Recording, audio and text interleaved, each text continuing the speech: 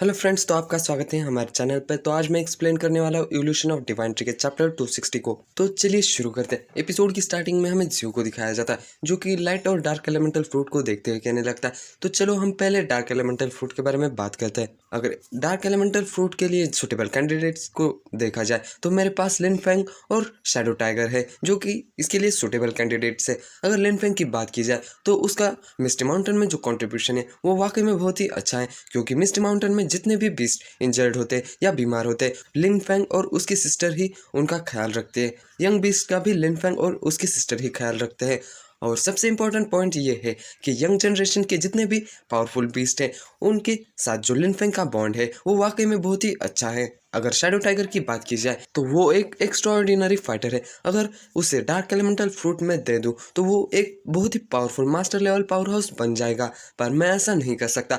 मैं लिनफेंग के कंट्रीब्यूशन को नज़रअंदाज नहीं कर सकता। जियो को सोचने के बाद भी कोई रास्ता नहीं मिलता, तब वो कहने लगता, नो मैटर मैं ये फ्रूट किसी को भी दूं, दूसरा तो नाराज होने ही वाला है, इसलिए मैं इस फ्रूट को थोड़े समय के लिए अपने पास ही रखूंगा।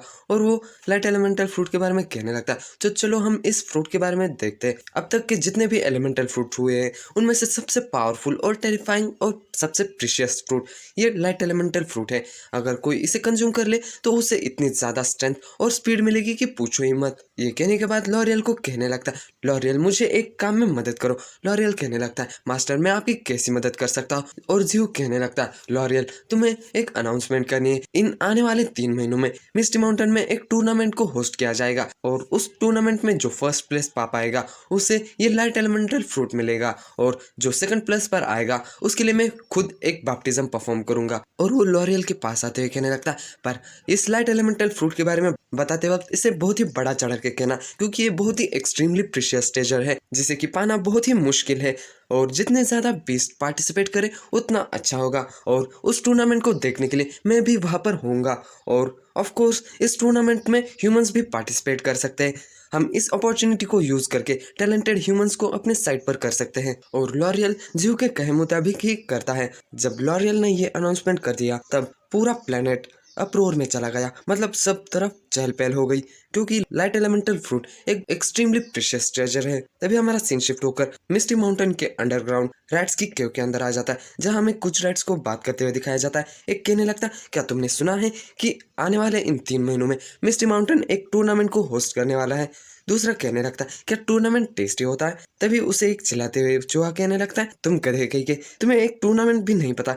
ये एक कॉन्टेस्ट की तरह है जिसमें तुम्हारी स्ट्रेंथ को देखा जाएगा। अगर तुम इस टूर्नामेंट में हार जाते हो तो तुम्हें कैप्चर करके तुम्हारे ऊपर एक्सपेरिमेंट्स किए जाएंगे। ये सुनने के बाद तो बाकी के चूहे भी डरने लगते हैं। तभी हमें उनके सामने 5 सुप्रीम रैट किंग्स में से एक को दिखाया जाता है, और वो एक थर्ड ऑर्डर का बीस्ट होता है। वो उन चूहों को कहने लगता है, अगर तुम हार भी जाते हो तब भी तुम्हारे साथ कुछ नहीं होगा।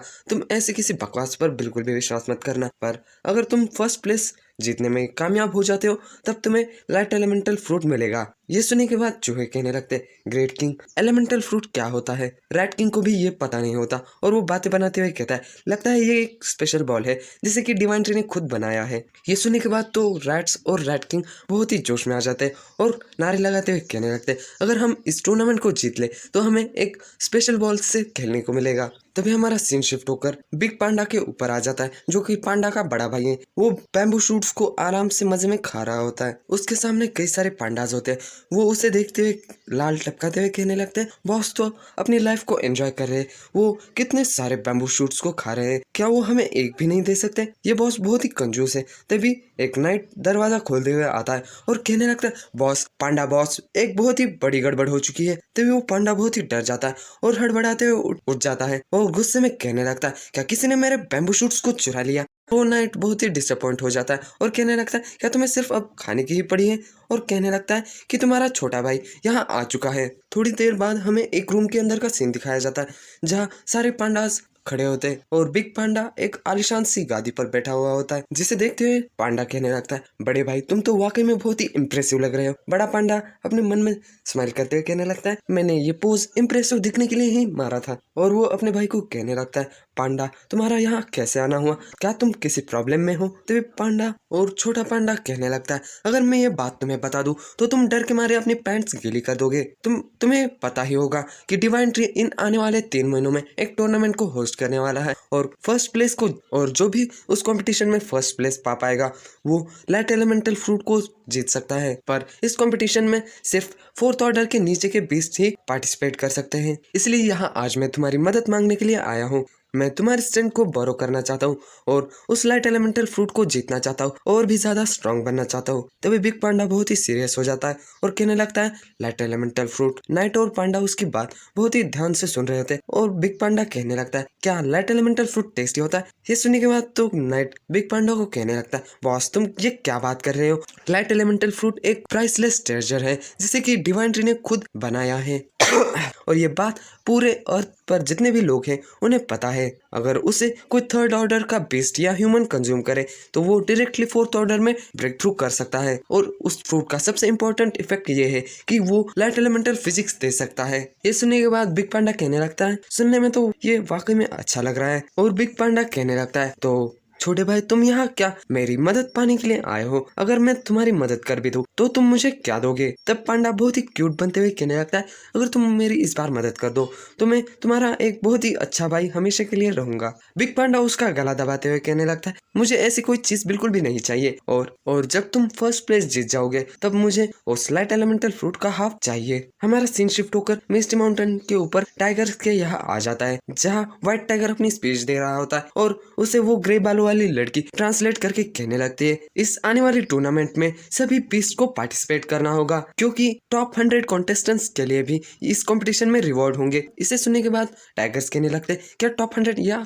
ये कुछ ज्यादा ही नहीं होगा? क्या मिस्टी माउंटेन इतने रिवॉर्ड्स को वाकई में देने वाला है? तभी शैडो टाइगर कहने लगता है अगर बॉस ने कहा है मतलब ये सही ही होगा क्योंकि बॉस ग्रेट बीस्ट में से एक है। और वो लड़की अपनी बात कंटिन्यू करते हुए कहने लगती है तुम लोगों को इस कंपटीशन में पार्टिसिपेट करके हमारी टाइगर रेस की रेपुटेशन को हर तरफ फैलाने हैं। यही हमारा मौका है मिस्टी माउंटेन के रेसेस में आगे बढ़ने का। और वो कहने लगते हैं व्हाइट टाइगर क्या तुम्हें मेरी स्पीच अच्छी लगी? व्हाइट टाइगर अपनी लैंग्वेज में कहने लगता है तुम्हारी स्पीच तो वाकई में बहुत ही अच्छी थी। ऐसे ही कई सारे रेसेस की सीन दिखाया जाता है जो कि फर्स्ट प्लेस को जीतने का दावा कर रहे होते हैं। हमें एंट ट्राइब को दिखाया जाता है, fox tribe, monkey tribe, bear tribe और इन दोनों को मैं नहीं जानता। बीस्ट को दिखाया जाता है जो कि बुल्डीमन की ग्रेविटी को ना सह पाके जमीन पर बैठ जाते हैं जिनकी वजह से पीछे से आने वाले कई सारे बीस्ट वहीं पर अटक जाते हैं। ह्यूमंस भी बहुत ही मुश्किल से उस ग्रेविटी के प्रेशर को सह पा रहे होते हैं। बुल्डीमन उन्हें देखते हुए कहने लगता है कई सारे बीस्ट ऐसे हैं जो मेरे प्रेशर को सह नहीं पा रहे पर मुझे लगा नहीं था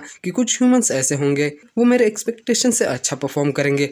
और बुल्डीमन ये बात रेड को देखते हुए कहने लगता है हमें रेड को दिखाया जाता है जो कि उतने प्रेशर के अंडर भी बहुत ही तेजी से आगे बढ़ रहा होता है। रेड अपने मन में कहने लगता है मैं इतनी ग्रेविटी को तो सह सकता हूँ, मुझे इस चांस को यूज करके इस राउंड में आगे बढ़ना चाहिए। सबसे पीछे हमें पांडा को दिखाया जाता है, स्कार्फ पांडा को, जो कि बहुत ही आराम से चलते हुए आ रहा होता है। उसके ऊपर तो ग्रेविटी का कोई भी इफेक्ट नहीं हो रहा होता। तभी उसके साइड से शैडो टाइगर और बाकी के टाइगर ट्राइब बहुत ही तेजी से आने लगते हैं। उनकी वजह से पांडा पीछे जा गिरता है। उन टाइगर्स को इतना तेजी से उस ग्रेविटी के अंदर मूव करता देख कुछ ह्यूमंस उन्हें देखते हुए कहने लगते हैं क्या ये टाइगर्स इस ग्रेविटी से अनअफेक्टेड हैं? ये इतना तेज कैसे दौड़ पा रहे हैं? तभी दूसरा ह्यूमन कहने लगता है सिर्फ टाइगर्स ही नहीं बल्कि गोरिल्लास भी बहुत ही तेजी से आगे बढ़ रहे हैं। तभी उनके ऊपर अंधेरा छा जाता है। वो कहने लगते हैं ये दिन में रात कैसे हो गई? और वो ऊपर देखने लगते हैं तब उनके ऊपर बड़ा टर्टल होता है जो कि पीछे से आ रहा होता है। उसकी शैडो की वजह से ऐसा लग रहा होता है दिन में रात हो चुकी है। उस टर्टल को देखकर वो हैरान हो ही रहे थे कि तभी वहां से टाइटन जाने लगता है।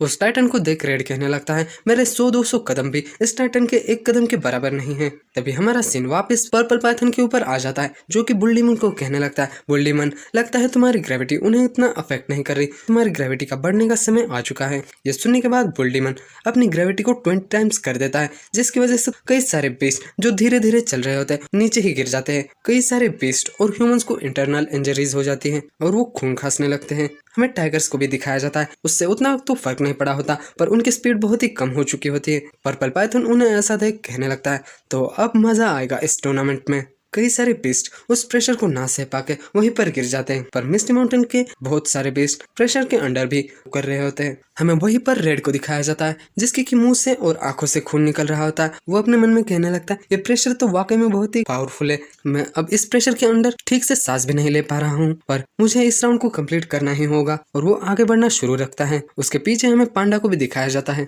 जो कि बहुत ही थक चुका होता है। वो कहने लगता है मैं बहुत ही थक चुका हूँ, मुझे यहाँ आना ही नहीं चाहिए था। कई सारे बीस्ट तो अब तक फिनिश लाइन के पास पहुंच चुके होंगे। तभी पर्पल पाइथन किसी बीस्ट को देखने लगता है और वो एक ब्लड ड्रैगन होता है जिसके स्टेटस विंडो को पर्पल पाइथन चेक करते हुए कहने लगता है ये ब्लड ड्रैगन तो इंटरेस्टिंग लग रहा है। ये एक ऐसी एंटिटी है जो कि काउंटलेस ब्लड ड्रैगन्स को एब्जॉर्ब करने के बाद बनती है और ये जब चाहे तब अपने आप को कई सारे ब्लड ड्रैगन्स में स्प्लिट या कंबाइन कर सकता है। कोलोसल लावा बीस्ट को देखते हुए उसकी तारीफ करने लगता है और वो एक सी बीस्ट को उस रेस में देख बहुत ही हैरान हो जाता है और कहने लगता है क्या ये सी बीस्ट इवॉल्व होकर एक एम्फीबियस क्रिएचर बन गया है। पर यह वाकई में काबिले तारीफ है, ये सी क्रिएचर होने के बाद भी इतने प्रेशर के अंडर भी आगे बढ़ रहा है। पर्पल पाइथन गोरिल्लास को देखते हुए कहने लगता है पर गोरिल्लास को देखते हुए ऐसा नहीं लगता कि वो किसी मुश्किल के अंदर है, उनकी ट्रेनिंग के रिजल्ट उन्हें यहाँ मिल रहे हैं। तभी शैडो टाइगर सभी को कहने लगता है सब लोग अपनी स्पीड को बढ़ाओ, हम मिस्टी माउंटेन के बेस्ट है, हम आउटसाइडर बेस्ट से बिल्कुल भी नहीं हार सकते, हमें ही इस टूर्नामेंट को जीतना होगा। कई सारे मिस्टी माउंटेन के बेस्ट एक साथ मिलकर आगे बढ़ने लगते हैं। क्विंगयांग उन्हें देखते हुए कहने लगता है ये वाकई में मिस्टी माउंटेन के बेस्ट कहलाने के लायक है। तभी पर्पल पाइथन किसी को देखते हुए कहने लगता पर मुझे लगा नहीं था कि गोल्डन बटरफ्लाई भी इस कंपटीशन को ज्वाइन करेगी। अब मैं इसे देख रहा हूँ तब मुझे ऐसा लग रहा है कि ये एक लाइट एलिमेंटल बीस्ट है और हमारा सिंजियो के ओरिजिनल बॉडी पर आ जाता है। वो कहने लगता है अगर चीजें इधर उधर नहीं होती तो इस लाइट एलिमेंटल फ्रूट को इन सभी बीस्ट में से ही कोई पाएगा। तभी जियो के पास वॉइड किकाडा आते हुए कहने लगता है मास्टर मास्टर, और इसका नाम मुझे पता नहीं है, झीलियान कुछ है पर मैं इसे वॉइड किकाडा कहूंगा। जियो कहने लगता है वॉइड किकाडा तुम्हें क्या हुआ, तुम इतने जल्दी में क्यों आए हो यहाँ पर। और वो अपने मन में कहने लगता है वॉइड किकाडा वॉइड को गार्ड कर रहा था और मैंने उसे एक टास्क भी दिया था कि अगर कोई वॉइड क्रिएचर उसे मिल जाए तो वो मुझे तुरंत मैसेज करे। वॉइड किकाडा कहने लगता है मास्टर मैंने एक बहुत ही पावरफुल अननोन क्रिएचर को हमारी ओर बढ़ते हुए वॉइड में सेंस किया। जियो उसकी बात सुनने के बाद थोड़ा हैरान हो जाता है और कहने लगता है तो तुम ये कहना चाहते हो कि एक अननोन वॉइड क्रिएचर हमारे टेरिटरी में फाइनली अपीयर हो चुका है। और वो वॉइड किकाडा को देखते हुए कहने लगता है पर वॉइड किकाडा बहुत ही नर्वस लग रहा है, ऐसा लगता है जो वॉइड क्रिएचर हमारे टेरिटरी में आ रहा है वो वाकई में बहुत ही पावरफुल होगा। और जियो कहने लगता है कि वॉइड क्रिएचर्स एक दूसरे को स्लॉटर करके मारकर डिवोर करने के बाद और भी ज्यादा स्ट्रॉन्ग बनते हैं। पर वो कुछ आगे कह पाए उससे पहले ही वो वॉइड किकाडा कहने लगता है मास्टर मैं इस मैटर को संभालना चाहता हूँ, क्या आप मुझे ये करने देंगे। जियो ये सुनने के बाद थोड़ा हैरान हो जाता है और कहने लगता है क्या तुम श्योर हो, क्योंकि अपोनेंट जो है वो बहुत ही स्ट्रॉन्ग है, क्या तुम कॉन्फिडेंट हो कि तुम ये टास्क कंप्लीट कर सकते हो। वॉइड किकाडा कहने लगता है मास्टर मैं ये टास्क जरूर कंप्लीट करूंगा, चाहे मुझे अपनी जान क्यों ना देनी पड़े। जियो उससे परमिशन दे देता है और उससे जाते हुए देख कहने लगता है वॉइड किकाडा की अगर पावर की बात की जाए अर्थ के क्रिएचर्स में कोई भी ऐसा क्रिएचर नहीं है जो कि वॉइड किकाडा को हरा सके, पर वॉइड में कई सारे एनिमीज हैं जो कि उसकी लाइफ के लिए थ्रेट बन सकते हैं। लगता है मुझे सीक्रेटली उसे फॉलो करना चाहिए और वो अपनी वॉइड रूट से उसे फॉलो करने लगता है। कई सारे बीस्ट फिनिश लाइन के पास पहुंचने ही वाले होते हैं पर सबसे पहले फिनिश लाइन को पार करके गोरिल्लास बुल डीमन के पास पहुंच जाते हैं। वो बहुत ही थके हुए होते हैं, वो जमीन पर बैठकर हांफने लगते हैं। बुल डीमन उन्हें देखते हुए कहने लगता है मैं सबसे पहले तुम्हें यहाँ पहुंचता देख बिल्कुल भी सरप्राइज नहीं हूँ, क्योंकि मैंने तुम्हारी ट्रेनिंग को देखा है, तुम लोगों ने इस कंपटीशन के लिए वाकई में बहुत ही अच्छी तरह से प्रिपेयर किया था। और वो कहने लगता है कि बाकी के बेस्ट भी अब आते ही होंगे और उसका इतना कहते हैं tigers, bears, blood dragon, two tailed white fox, golden butterfly, titan और कई सारे क्रिएचर्स फिनिश लाइन को पार कर लेते हैं। तभी हमें रेड को दिखाया जाता है जो कि कई सारे क्रिएचर्स को फिनिश लाइन को पार करते हुए देख कहने लगता है कई सारे बीस्ट तो फिनिश लाइन के पार भी पहुंच चुके हैं, अगर मैंने जल्द ही कुछ नहीं किया तो मैं इस राउंड को जरूर से हार जाऊंगा। और वो अपने किसी मूव को इस्तेमाल करने लगता है जिसकी वजह से वो बहुत ही तेजी से आगे बढ़ने लगता है। हमें फिनिश लाइन के पार क्विंगयांग को दिखाया जाता है जो कि होरोग्लास को देखते हुए कहने लगता है अब कुछ सेकंड में ही ये टाइम खत्म हो जाएगा। कंपटीशन के फर्स्ट राउंड को खत्म होने के लिए सिर्फ 2-3 सेकंड ही बचे हुए होते। बुल डीमन अनाउंसमेंट करने ही वाला होता कि तभी हमें रेड को दिखाया जाता है जो कि बहुत ही तेजी से आने लगता है, पर वो एक पत्थर पर पैर फिसल कर फिनिश लाइन के पार तो चला जाता है पर पोलर बियर के मुंह पर गिर जाता है। और हमें वहीं पर पांडा को भी दिखाया जाता है जो कि कहने लगता है फाइनली मैं यहाँ पहुंच ही गया, मुझे लगा था कि मैं इस फिनिश लाइन को कभी पार ही नहीं कर पाऊंगा। और तभी टाइम खत्म हो जाता है। बुल डीमन अनाउंसमेंट करते हुए कहने लगता है तो अब टाइम खत्म हो चुका है, इस टूर्नामेंट का फर्स्ट राउंड कंप्लीट हो चुका है। बुल्लीमन कहने लगता है जिन पार्टिसिपेंट्स ने फिनिश लाइन को पार कर लिया है वो सेकंड राउंड में जाने के लिए क्वालिफाई करते हैं, और जो पार्टिसिपेंट्स इस सेकंड राउंड में पार्टिसिपेट करने के लिए क्वालिफाई नहीं करते वो यहाँ से जा सकते हैं या दूर खड़े रहकर इस कॉम्पिटिशन को देख सकते हैं। जो लोग सेकंड राउंड के लिए क्वालिफाई नहीं करते उन्हीं में हमें उस बॉडी बिल्डर को दिखाया जाता है जो कि कहने लगता है मुझे लगा नहीं था कि वो बच्चा इस सेकंड राउंड में पार्टिसिपेट कर पाएगा। और बुल्लीमन अपनी बात को कंटिन्यू करते हुए कहने लगता है तो चलो हम अपने सेकंड राउंड को शुरू करते हैं। ये सुनने के बाद रेड बहुत ही हैरान हो जाता है और कहने लगता है क्या हमें थोड़ा भी रेस्ट करने के लिए समय नहीं मिलेगा। बुल्लीमन कहने लगता है तुम्हें इसके बारे में चिंता करने की कोई जरूरत नहीं, हमने तुम लोगों के लिए एसेंस ऑफ लाइफ को प्रिपेयर करके रखा है। तुम अपनी स्ट्रेंथ और फटीग को उसे कंज्यूम करने के बाद बहुत ही जल्दी रिकवर कर पाओगे। बुल्लीमन की बात सुनने के बाद क्विंगांग उस बैटल ग्राउंड को एक अरेना में चेंज कर देता है। बुल्लीमन उस अरेना को देखते हुए कहने लगता है तो इस अरेना पर होगा तुम्हारा सेकंड राउंड जहाँ पर फाइट होंगी। तभी हमारा सीन शिफ्ट होकर वर्ल्ड में आ जाता है। हमें वर्ल्ड की कड़ा को दिखाया जाता है, वो बहुत ही तेजी से वर्ल्ड में बढ़ रहा होता है। तभी हमें उसके सामने एक टायरानोसोरस को दिखाया जाता है जो कि इन्वेडिंग वर्ल्ड बेस्ड है और मैं इसे टायरानोसोरस ही कहूंगा। वो टायरानोसोरस तो बहुत ही पावरफुल लग रहा होता है। वो वर्ड की काड़ों को देख रोर करने लगता है। वर्ड की काड़ा उसे देखते हुए कहने लगता है ये मॉन्स्टर तो वाकई में बहुत ही पावरफुल है, इसके ऑरा को ही सेंस करते हुए मेरी हार्ट बीट बढ़ रही है। और वर्ड की काड़ा अपने ग्रीन विंड स्लैश को इस्तेमाल कर देता है। वो उसके ऊपर अटैक करने ही वाला होता है कि तभी टायरानोसोरस अपनी एक सोनिक एबिलिटी को यूज करके वर्ड की काड़ा को वहीं पर जमा देता है। वो टायरानोसोरस की काड़ा को फ्रीज देख उस पर अपने पंजे से अटैक कर देता है जिसकी वजह से वहां का वर्ड भी टूट जाता है, पर वर्ड की काड़ा उस अटैक से बच जाता है। वर्ड की काड़ा टायरानोसोरस की गर्दन के पास पहुंचने के बाद उसके ऊपर एक पावरफुल अटैक कर देता है जिसकी वजह से टायरानोसोरस थोड़ा बहुत इंजर्ड हो जाता है, पर टायरानोसोरस उस इंजरी से बहुत ही जल्द रिकवर कर देता है। उसकी हीलिंग एबिलिटी को देख वर्ड की काड़ा बहुत ही हैरान हो जाता है। वो कहने लगता है इस बीस्ट की हीलिंग एबिलिटी तो वाकई में बहुत ही पावरफुल है, मेरे स्पेशल ब्लीडिंग इफेक्ट का भी इस पर कोई असर नहीं हो रहा। अगर मैं इसकी बॉडी के अंदर जाकर इसे अंदर से डिस्ट्रॉय करने की कोशिश करूँ तो ये मुझे ही अब्सॉर्ब कर लेगा। वो टायरानोसोरस वर्ड की काड़ा की ओर रोर करते हुए अटैक करने के लिए आगे बढ़ने लगता है। वर्ड की काड़ा उसे देखते हुए कहने लगता है अगर मैं अपने साइट और ब्लीडिंग इफेक्ट को इवॉल्व कर सकूं तो ये इस बीस्ट की हीलिंग एबिलिटी को सप्रेस करके इसे इंजर्ड कर पाएगा। ये कहकर वर्ड की काड़ा अपने शरीर से बहुत ही खतरनाक स्पिरिचुअल एनर्जी रिलीज करने लगता है और वो ट्रांसफॉर्म होने लगता है। वर्ड की काड़ा अपने सेकंड बैटल फॉर्म रोज फॉर्म में ट्रांसफॉर्म हो जाता है जिसे देखकर टायरानोसोरस भी डरने लगता है। वर्ड की काड़ा कहने लगता है ये मेरा सेकंड बैटल फॉर्म है, ये पूरा ऑफेंस पर कंसंट्रेट करता है, मेरा डिफेंस इस फॉर्म में 0 होता है। और वो टायरानोसोरस के ऊपर अटैक करने के लिए बढ़ जाता है। वो टायरानोसोरस पर कई सारे अटैक कर देता है, टायरानोसोरस को एक भी अटैक करने का मौका नहीं देता। वर्ड की काड़ा कहने लगता है अभी नहीं, तुम अभी नहीं मर सकते, अभी तो खेल शुरू हुआ है। टायरानोसोरस उन लगातार अटैक से बहुत ही गुस्सा हो जाता है और इधर उधर कहीं भी अपनी एनर्जी बीम को शूट करने लगता है। वर्ड की काड़ा उन सभी एनर्जी बीम्स को डॉच कर लेता है और उसकी पूंछ को ही काट देता है। उसकी पूंछ कटने की वजह से उसका बैलेंस बिगड़ जाता है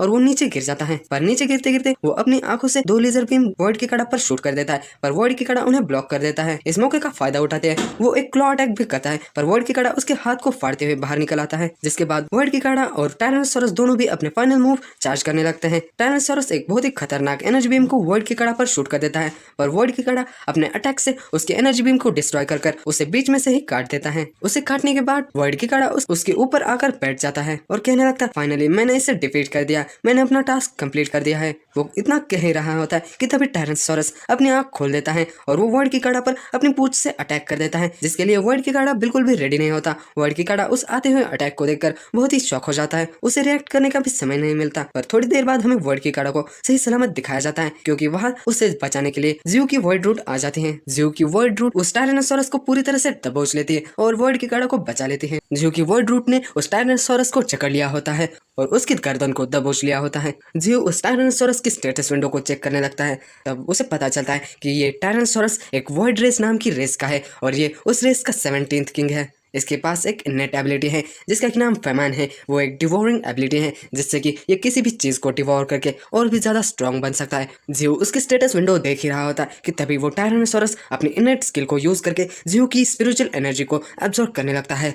ये देख ज़्यू बहुत ही गुस्सा हो जाता है और कहने लगता है तुम्हारी हिम्मत कैसे हुई मेरी स्पिरिचुअल एनर्जी को मुझसे ही चुराने की। वो उस वर्ड बीस्ट को अपने रूट्स के अंदर पूरी तरह से जकड़ लेता है और कहने लगता है मेरे पास से किसी भी चीज़ को चुराने की हिम्मत भी मत करना। ज़्यू उस टायरानोसोरस को पूरी तरह से दबोचकर उसकी ही स्पिरिचुअल एनर्जी को एब्जॉर्ब करने लगता है, जिसकी वजह से टायरानोसोरस पूरी तरह से सिकुड़ जाता है पर वो अभी भी जिंदा होता है। तभी ज़्यू का सिस्टम विंडो ओपन हो जाती है और उसे बताया जाता है पिनाकल एब्जॉर्बेशन स्किल है। वो उस टायरानोसोरस की फेमैन एबिलिटी की वजह से से और भी स्ट्रेंथन हो चुकी है। जियो ये देख कहने लगता है मुझे ये बिल्कुल भी नहीं लगा था कि इस टायरनोसॉरस की वजह से मेरी एबिलिटी इवॉल्व हो सकती है। ये वाकई में बहुत ही अच्छा गेन है। और वो कहने लगता है व्हाइट बीस्ट बाकी के बीस्ट के मुकाबले पावरफुल होते हैं, पर इस टायरनोसॉरस का नसीब बहुत ही खराब था कि ये हमसे भिड़ने आया। जियो कहने लगता है पर इसे मारना बहुत ही वेस्ट लग रहा है, अगर इसे मैं ऐसे ही मार दूंगा तो ये बहुत ही बड़ा वेस्ट होगा। और वो कहने लगता है व्हाइट बीस्ट बैटल्स में सबसे पावरफुल वेपन्स होते हैं, जो कि 1-on-1 बैटल में तो पावरफुल होते ही हैं। अगर फ्यूचर में हम किसी वर्ल्ड को एक्सप्लोर करना चाहें तो हम इस बीस्ट को यूज कर सकते हैं। ये किसी भी वर्ल्ड को इन्वेड करने के लिए अकेला काफी है। इस बेस्ट की स्किल्स वाकई में बहुत ही खतरनाक है, ये अपनी स्किल्स से पूरे वर्ल्ड को कॉन्क्यूर कर सकता है। जियो कहने लगता है बाकी के क्रिएचर्स को देखा जाए तो वो कई सारी हार्डशिप्स से गुजरते हैं कल्टिवेट करने के लिए, पर इस बीस्ट को देखा जाए तो ये किसी भी चीज को डिवोर करके अपने आप को इवॉल्व कर सकता है। फिर भी ये अपने वॉइड रेस का सिर्फ 17th किंग है। जियो उस वॉइड टायरनोसॉरस की कल्टीवेशन को सप्रेस करके कहने लगता है तो मैं इसकी कल्टीवेशन को सप्रेस करके इसे 9 ग्रेड डायमेंशंस में से डायमेंशन ऑफ वॉइड में छोड़ दूंगा। और वो उसकी आधी बॉडी को ही डायमेंशन ऑफ वॉइड में फेंक देता है। वर्ड की कड़ा जियो की बातें सुनने के बाद जियो को कहने लगता है मास्टर ये टायरनोसॉरस सिर्फ 17th किंग था अपनी रेस का, और वो इतना पावरफुल था, मुझे उसे हराने के लिए अपना बेस्ट देना पड़ा, फिर भी मैं उसे पूरी तरह से हरा नहीं पाया। जो हायर रैंकिंग किंग्स होंगे वो कितने पावरफुल होंगे, क्या हम उनका सामना कर भी पाएंगे। जियो वर्ड की कड़ा को देखते हुए कहने लगता है तो वर्ड की कड़ा भी अपनी सेकंड फॉर्म को एक्टिवेट करने में सक्सेसफुल हो गया। अब सिर्फ पांडा के पास ही अपनी सेकंड फॉर्म नहीं है, वर्ड की कड़ा के पास भी उसकी सेकंड फॉर्म है। और सेकंड फॉर्म पाने के बाद वर्ड की काड़ा को एक स्किल मिली है जिसका की नाम है ब्लड काइंड, जिसकी वजह से वर्ड की काड़ा ब्लड और स्पिरिट एनर्जी को एब्जॉर्ब करके अपने स्टेमिना को रिकवर कर सकता है, और इस स्किल्स की वजह से उसकी कल्टीवेशन की स्पीड भी बढ़ जाती है। जियो कहने लगता है तो चलो हमें वापस जाना चाहिए, हमने यहाँ बहुत ही ज्यादा समय वेस्ट किया है। और हमारा सीन वापस से मिस्टी माउंटेन पर आ जाता है जहाँ फर्स्ट अरेना का सीन दिखाया जाता है। वहाँ पर थंडरस पोलर बियर एक राइनो को हराकर अपने फर्स्ट राउंड को जीत जाता है। रेफरी कहने लगता है थंडरस पोलर बियर इस राउंड में जीत जाता है, और वो रेफरी एक ह्यूमन होता है। हमें दूसरी बैटल को दिखाया जाता है। उस बैटल में एक शार्क जैसा मॉन्स्टर अपने टेंटेकल्स से अपने अपोनेंट पर हमला करने लगता है, और उसका अपोनेंट रेड होता है। रेड अपने ड्रैगन स्केल क्लॉ को यूज करके अपने अपोनेंट के टेंटेकल्स को ही काट देता है, और रेड उस राउंड में जीत जाता है। रेड कहने लगता है मेरे जो अपोनेंट है वो बहुत ही स्ट्रांग हो रहे हैं, पर फाइनली मैं टॉप 108 रैंकर्स की लिस्ट में पहुंच चुका हूं। हालांकि मैं अभी भी सिर्फ 82nd रैंक करता हूं। और वो 3-eyed रेस के बंदे को देखते हुए कहने लगता है ये 3-eyed रेस का इतना पावरफुल होने के बाद भी वो सिर्फ अब तक टॉप 50 रैंकिंग में ही पहुंच पाया है। रेड कहने लगता है लाइट एलिमेंटल फ्रूट क्या मैं उसे पा भी पाऊंगा या नहीं। तभी हमारा सीन मिस्टी माउंटेन के ग्रेट बीस्ट पर आ जाता है जो कि एक बहुत ही बड़े पिलर पर खड़े होते हैं। वहाँ पे हमें नाइनटेल फॉक्स को दिखाया जाता है जो कि रेड को देखते हुए कहने लगते ये ह्यूमन उतना बुरा नहीं है। हालांकि उसकी रैंकिंग अभी के लिए तो बहुत ही कम है, पर उसने अभी तक अपनी पूरी स्ट्रेंथ को बिल्कुल भी एक्सपोज नहीं किया है। पर उसके शरीर में एक अननोन पावर है जो कि उसे बिलोंग नहीं करती, पर वो बहुत ही पावरफुल है। बुल्डीमन कहने लगता है तो अब 108 पार्टिसिपेंट्स ही बचे हुए हैं, अब रैंकिंग पॉइंट्स पर डिपेंड होगी। अगर वो अपनी रैंकिंग को बढ़ाना चाहता है तो उसे अपनी पूरी स्ट्रेंथ को यूज करना होगा आने वाली बैटल्स में। और वहीं पे साइड पे हमें ब्लैक थंडर ड्रैगन को दिखाया जाता है जो कि रेड को ही देख रहा होता है। और कुछ मैचेस के बाद रेफरी अनाउंस करते हुए कहने लगता है तो नेक्स्ट मैच होगा शैडो टाइगर और टाइटन के बीच। विंगयांग उनके बैटल की अनाउंसमेंट सुनने के बाद कहने लगता है तो फाइनली टॉप 10 पार्टिसिपेंट्स की बैटल होने जा रही है। बुल्लीमन कहने लगता है ये दोनों भी 24 राउंड्स को जीत चुके हैं और एक राउंड हार चुके हैं। रेड उनके बैटल अरेना को देखते हुए कहने लगता है मुझे लगा ही था कि अरेना 9 पर कोई ना कोई पावरफुल होगा क्योंकि वहां पर चीयरिंग बहुत ही ज्यादा है, तो यहाँ शैडो टाइगर और टाइटन की फाइट होने वाली है। और रेड खुश होते हुए कहने लगता है मैं वाकई में बहुत ही लकी हूँ कि मैं इन दोनों में से किसी से फाइट नहीं कर रहा हूँ क्योंकि ये दोनों भी 7th और 8th रैंक करते हैं और पावरफुल है। तभी वो अपने अपोनेंट को देखकर बहुत ही हैरान हो जाता है क्योंकि उसकी opponent two tailed white fox होती है जो कि 1st रैंक करती है। उन दोनों को अरीना में देख स्कार्फ पांडा और पांडा स्टेज के साइड खड़े रहकर कहने लगते हैं ये ह्यूमन तो आज गया, ये बिल्कुल भी बच नहीं पाएगा, वो फॉक्स उसे जरूर हराएगी। नाइनटेल फॉक्स उन दोनों को एक ही अरेना में देख कहने लगते तो ये बैटल तो वाकई में बहुत ही इंटरेस्टिंग होने वाला है। ह्यूमन क्या तुम अपनी स्ट्रेंथ को रिवील करोगे या नहीं। हमें रेड को दिखाया जाता है जो कि अपनी एनर्जी को फील करते हुए कहने लगता है मेरी एनर्जी पहले के मुकाबले बहुत ही शांत हो चुकी है, मैं अब इसे आसानी से कंट्रोल कर सकता हूँ और मेरी पावर बहुत ही बढ़ चुकी है। विंगयांग ये देख कहने लगता है मुझे विश्वास ही नहीं हो रहा कि डिवाइन ट्री ने उस ह्यूमन की हेल्प की। बाकी के लोग भी ये देख बहुत ही हैरान हो रहे होते हैं और पांडा ये सभी चीजें अपनी लाइव स्ट्रीम पर दिखा रहा होता है। तभी रेड अपने पैरों पर झुकते हुए डिवाइन ट्री को रिस्पेक्ट देते हुए कहने लगता है डिवाइन ट्री आपका बहुत बहुत शुक्रिया, मैं आपका ये एहसान कभी भी नहीं भूलूंगा। तो जियो कहने लगता है मैंने सुना है कि तुम्हारा नाम रेड है, मैंने तुम्हारी एनर्जी को शांत करने के साथ साथ मैंने तुम्हें स्टील एलिमेंटल हर्ट दिया है, जिसकी वजह से तुम्हारा डिफेंस एक अलग ही लेवल पर पहुंच जाएगा। तुम्हें मिस्टी माउंटेन में रहकर अच्छे से ट्रेन करना चाहिए, तुम्हें अपनी गिफ्टेड बॉडी को बिल्कुल भी वेस्ट नहीं करना चाहिए। जियो का ऑफर सुनने के बाद रेड उसे तुरंत ही एक्सेप्ट कर लेता है। ये देखते हुए बाकी के लोग बहुत ही जल रहे होते और वो कहने लगता है काश हमें भी ऐसा ऑफर मिलता। जियो रेड को उस मेटल हर्ट के बारे में बताने लगता है। मेटल हर्ट एक स्टील एलिमेंटल हर्ट है, इसके पास एक यूनिक एबिलिटी है जिसका कि नाम मेटलाइजेशन है। ये किसी भी ऑब्जेक्ट के नेचर को ट्रांसफॉर्म करके मेटल में बदल सकता है, जिसकी वजह से तुम्हारा जो ग्रोथ का पोटेंशियल है वो और भी ज्यादा बढ़ चुका है। जियो अपने मन में कहने लगता है इस लड़के के पास सिर्फ ड्रैगन ब्लड ही नहीं, ड्रैगन सोल भी है और इसके पास मेटालिक स्किल्स है, जिसकी वजह से इसका डिफेंस बहुत ही पावरफुल हो चुका है। इसका पोटेंशियल फ्यूचर में बहुत ही लिमिटलेस होगा। ये लड़का फ्यूचर में जाकर एक बहुत ही पावरफुल पावर हाउस बन जाएगा। तभी हमें लिनफेंग की सिस्टर को दिखाया जाता है जो कि रेड की बुराई करते हुए कहने लगती है ये लड़का कितना गंदा दिख रहा है, इससे अच्छा तो हमारा पांडा दिखता है। लिनफेंग कहने लगता है सिस्टर तुम्हें ऐसी बातें नहीं करनी चाहिए, चाहे वो कितना भी गंदा दिखता हो, तुम्हें उसके मुंह पर ऐसा कुछ नहीं कहना चाहिए। तभी रेफरी गोल्डन बटरफ्लाई और व्हाइट फॉक्स की फाइट के बारे में अनाउंसमेंट कर देता है। क्विंग यांग उन दोनों की बैटल की अनाउंसमेंट देख कहने लगता है तो ये फाइनल बैटल होने वाला है, ये इस टूर्नामेंट का आखिरी मैच होगा। इस मैच के बाद लाइट एलिमेंटल फ्रूट कौन पाएगा ये पता चल जाएगा। तभी हमें व्हाइट फॉक्स को दिखाया जाता है जो गोल्डन बटरफ्लाई के सामने आते हुए कहने लगती है मैं इस फाइट को फॉरफिट करती हूँ, मतलब इस फाइट को नहीं करूंगी। व्हाइट फॉक्स कहने लगते हैं डिवाइन ट्री अगर हमारी फाइट में इंटरफियर नहीं करते तो मुझे नहीं पता कि ये ह्यूमन जीतता है या मैं, इसलिए मुझे ऐसा लगता है कि इस फाइट का विनर गोल्डन बटरफ्लाई को ही होना चाहिए। ये सुनने के बाद रेफरी अनाउंस करते हुए कहने लगता है पॉइंट्स को देखा जाए तो गोल्डन बटरफ्लाई के पास सबसे ज्यादा पॉइंट है, इसकी वजह से फर्स्ट प्लेस गोल्डन बटरफ्लाई को दी जाती है और इसी के साथ जो लाइट एलिमेंटल फ्रूट है उसकी ओनरशिप गोल्डन बटरफ्लाई को मिल जाती है। हमें गोल्डन बटरफ्लाई को दिखाया जाता है जो कि बहुत ही खुश हो रही होती है। वो कहने लगती फाइनली मैं इस कॉम्पिटिशन को जीत गई, मुझे बिल्कुल भी नहीं लगा था कि मैं इस कंपटीशन में फर्स्ट रैंक को अचीव कर पाऊंगी। जियो लाइट एलिमेंटल फ्रूट को निकालते हुए कहने लगता है मुझे बिल्कुल भी नहीं लगा था, मैंने कभी सोचा भी नहीं था कि ये गोल्डन बटरफ्लाई इस कंपटीशन को जीतेगी, पर अगर देखा जाए तो ये गोल्डन बटरफ्लाई ही इस लाइट एलिमेंटल फ्रूट के लिए सुटेबल है और वो उस लाइट एलिमेंटल फ्रूट को गोल्डन बटरफ्लाई को दे देता है। तभी जियो शैडो टाइगर से कहने लगता है शैडो टाइगर तुमने भी इस कॉम्पिटिशन में अच्छा परफॉर्म किया है, इसलिए मैं इस डार्क एलिमेंटल फ्रूट को तुम्हें दे रहा हूँ और वो शैडो टाइगर को डार्क एलिमेंटल फ्रूट दे देता है। ये सुनने के बाद शैडो टाइगर बहुत ही खुश हो जाता है और कहने लगता है थैंक यू मास्टर, मैं आपके इस एहसान को कभी भी नहीं भूलूंगा। पर्पल पाइथन लिनफेंग को कहने लगता है लिनफेंग सॉरी इस बार मैं तुम्हें ये डार्क एलिमेंटल फ्रूट नहीं दे पाया, पर अगली बार ऐसी कोई चीज हो तो मैं तुम्हें जरूर कंसिडर करूंगा। लिनफेंग कहने लगता है मास्टर मुझे आप पर भरोसा है, मैं बिल्कुल भी नाराज नहीं हूँ, मैं आपकी बात को समझ सकता हूँ। कई सारे पार्टिसिपेंट्स उस डार्क एलिमेंटल फ्रूट को देखकर बहुत ही हैरान हो जाते हैं और कहने लगते हैं क्या इस कंपटीशन में एक दूसरा भी फ्रूट था। जियो उन पार्टिसिपेंट्स को कहने लगता है जो पार्टिसिपेंट्स इस कंपटीशन में जीत नहीं पाए उनको उतना नाराज होने की कोई जरूरत नहीं है, क्योंकि फ्यूचर में हमारे ऐसे कई सारे कॉम्पिटिशन्स होंगे, इसलिए तुम्हें घर वापस जाकर अपनी स्किल्स को और भी ज्यादा ट्रेन करना चाहिए। पर एक बात याद रखना कि मिस्टी माउंटेन पर स्ट्रॉन्ग लोगों के लिए ही जगह है, यहाँ कमजोरों के लिए कोई भी जगह नहीं है। जियो की ये बात सुनने के बाद कई सारे बेस्ट रोर करने लगते हैं, इसका मतलब वो जियो की बात से सहमत होते हैं। उसके बाद कंपटीशन के सब जो भी पार्टिसिपेंट्स थे वो मिस्टी माउंटेन से चले गए। मिस्टी माउंटेन पर अभी के लिए सिर्फ 108 रैंकिंग में जो बीस्ट आए थे, बीस्ट और ह्यूमंस आए थे वही बचे थे। जियो ने उन सभी पार्टिसिपेंट्स को उनकी रैंकिंग के हिसाब से उन्हें रिवॉर्ड दिया और जो इंजर्ड थे उन्हें स्पिरिट पूल में रिकवर होने का चांस भी दिया। तभी हमारा सीन रेड के ऊपर आ जाता है जो कि स्पिरिट पूल में रिकवर होने लगता है। वो कहने लगता है मैंने अपने कभी सपने में भी नहीं सोचा था कि मैं इस लेजेंडरी स्पिरिट पूल के बारे में जिसके बारे में मैंने सिर्फ सुना है उसके अंदर में रिकवर कर पाऊंगा। तभी हमारा सीन शिफ्ट होकर एंट्स के नेस्ट में आ जाता है। हमें वहाँ पर गोल्डन एंट को दिखाया जाता है। गोल्डन एंट बहुत ही गुस्से में होता है। गोल्डन एंट कहने लगता है मुझे लगा था कि तुम लोग कम से कम टॉप 50 में तो अपनी जगह बना पाओगे, पर तुम लोग तो टॉप 100 में भी अपने लिए कोई जगह नहीं बना पाए। पर तुम्हें इतना डरने की कोई ज़रूरत नहीं, मैं बिल्कुल भी गुस्सा नहीं हूँ, क्योंकि मास्टर ने कहा है कि फ्यूचर में भी ऐसे कई सारे कंपटीशन होंगे। गोल्डन एंड कहने लगता है जो फ्यूचर में कंपटीशन होने वाले हैं उनके लिए हम अभी से तैयारी शुरू करेंगे।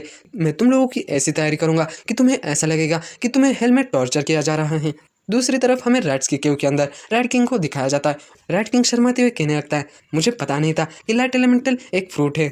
दूसरी तरफ हमें पांडा को दिखाया जाता है जो कि अपने भाई से फ़ोन पर बात कर रहा होता है। वो अपने भाई को बहाने बनाते हुए कहने लगता है भाई मेरी बात तो सुनो, मुझे पहले एक्सप्लेन तो करने दो।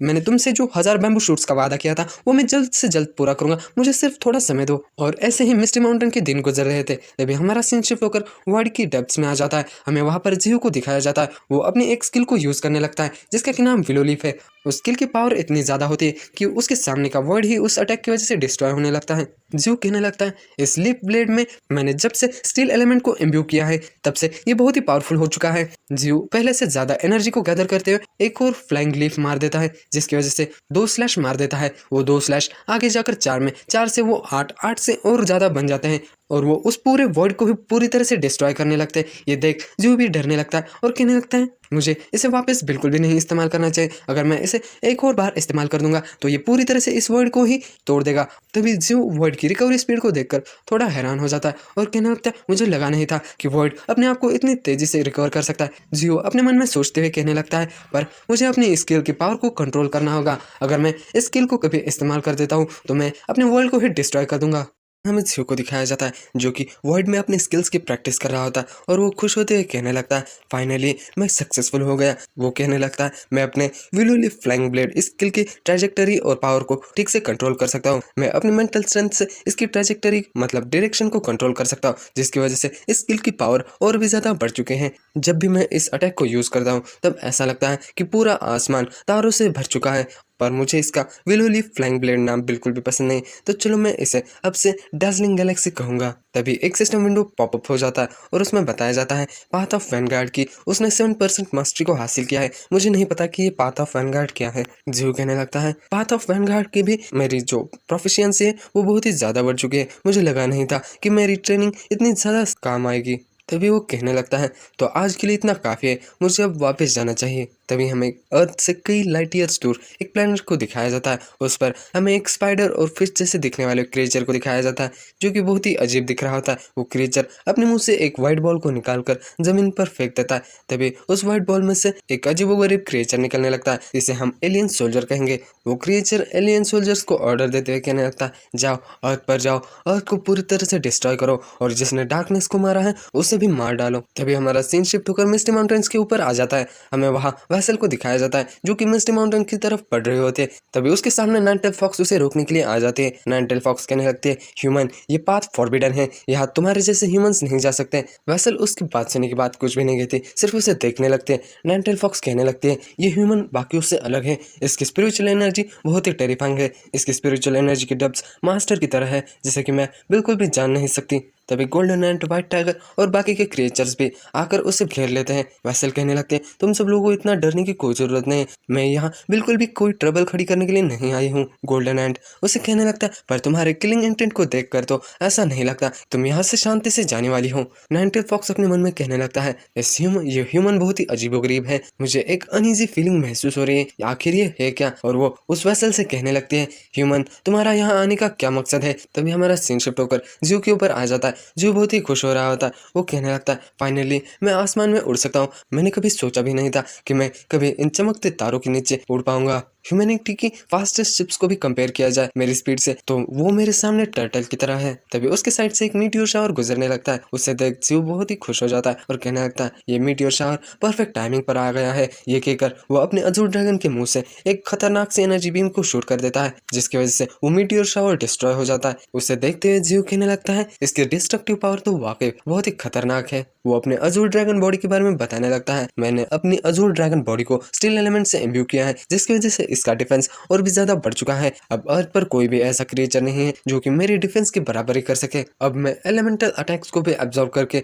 उन्हें अपनी स्ट्रेंथ में कन्वर्ट कर सकता हूँ। तभी हमें अजूर ड्रैगन के क्लॉज के अंदर 2 बॉल्स को दिखाया जाता है। एक ग्रीन बॉल होती है, वो ट्रिकोर होती है जिसके अंदर बहुत ही ज्यादा अमाउंट में लाइफ फोर्स है। जो दूसरी व्हाइट बॉल है उसका नाम स्टील कोर है, जो कि लाइफ को एक अनडाइंग मेटल में कन्वर्ट कर सकते हैं। ज़्यू का अटैक, डिफेंस और एबिलिटीज पहले से अलग ही लेवल पर है, वो पहले से बहुत ही स्ट्रांग हो चुका है। तभी हमें अर्थ पर का सीन दिखाया जाता है, वो एलियन सोल्जर्स वर्ल्ड को तोड़ते हुए अर्थ पर आ जाते हैं। तो टाइटन को दिखाया जाता है जो कि अपने हाथ पर स्पिरिचुअल एनर्जी को गैदर करते हुए शैडो टाइगर के ऊपर अटैक कर देता है, पर शैडो टाइगर उसके हाथ को ही अपनी पूंछ से काट देता है। शैडो टाइगर अपने कई सारे शैडो क्लोन्स बना लेता है, वो सभी क्लोन्स अपनी एनर्जी बीम बनाकर टाइटन के ऊपर मार देते हैं। टाइटन उसकी वजह से नीचे गिर जाता है और उसका सिर भी आधा डिस्ट्रॉय हो जाता है। शैडो टाइगर अपने मुंह में एनर्जी बीम को रेडी करके कहने लगता है, अगर तुम यहाँ सरेंडर करते हो तो मैं तुम्हें जाने दूंगा, अगर तुम यहाँ सरेंडर नहीं करोगे तो मैं तुम्हारे कोर को डिस्ट्रॉय करके तुम्हें यहीं पर मार दूंगा। ये सुनने के बाद टाइटन सरेंडर कर देता है। तभी रेफरी अनाउंस करते हुए कहता है, शैडो टाइगर इस फाइट में जीत चुका है। दूसरे अरेना में हमें गोल्डन बटरफ्लाई को दिखाया जाता है जो कि अपने गोल्डन डिस्ट्रक्टिव बीम से अटैक करने लगते हैं और उसका अपोनेंट स्कार्फ पांडा होता है जो कि अपने ख्यालों में ही खोया हुआ होता है। वो कहने लगता है मुझे इस मूव को ब्लॉक करने के लिए किस मूव को यूज़ करना चाहिए, वो कुछ सोच ही नहीं पाता। तभी गोल्डन बटरफ्लाई का अटैक आकर उसे लग जाता है जिसकी वजह से वो बेहोश हो जाता है। रेफरी अनाउंस करते हुए कहने लगता है स्कार्फ पांडा अब बैटल करने के लायक नहीं है, इसलिए गोल्डन स्पॉटेड बटरफ्लाई इस फाइट में जीत चुके हैं और वो अब सेकंड रैंक करते हैं। स्कार्फ पांडा को इतना आसानी से हारता हुआ देख पांडा कहने लगता है यार ये तुम किसी काम के नहीं थे।